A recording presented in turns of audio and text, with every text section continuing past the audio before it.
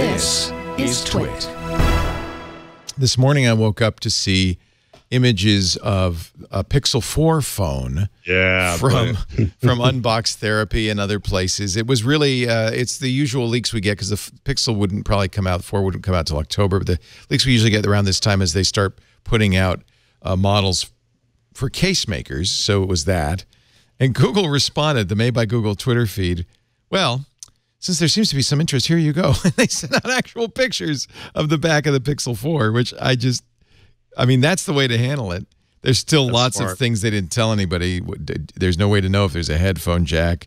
We're not seeing the front of it, so we don't know what kinds of affordances there are, and you can only see one button. So there's a lot of question marks. What a great way to handle a leak like that. I've never heard of any company doing that. Yeah. And that's, I think, kind of a nice exchange there with Marcus Brownlee. Yeah, he says, at least let me drop my Dream Phone 2019 video first.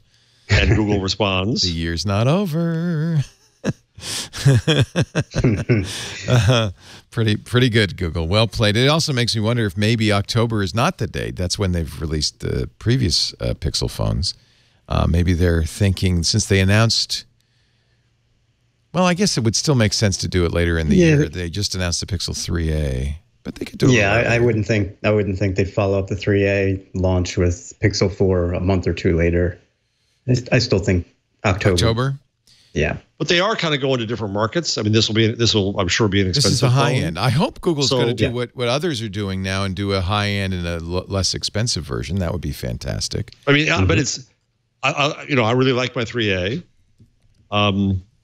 I can't say that I see a huge difference between it and the 2XL that I had, but who cares? It's new, and I love new. So it's really nice.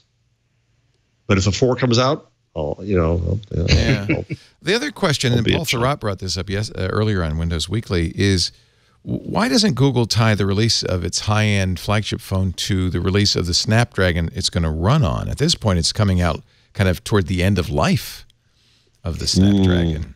Yeah, a lot of the phone makers and even computer makers fall into this trap of chip cycles, and you can tell who's got the most pull with the chip makers because they're the ones who come out early in the cycle. Right. They pre-buy or commit to buying 50 million Snapdragons or Core i5s, whatever the case may be, or they have their own chips like Samsung with Exynos. So they're in a very enviable position of having a high market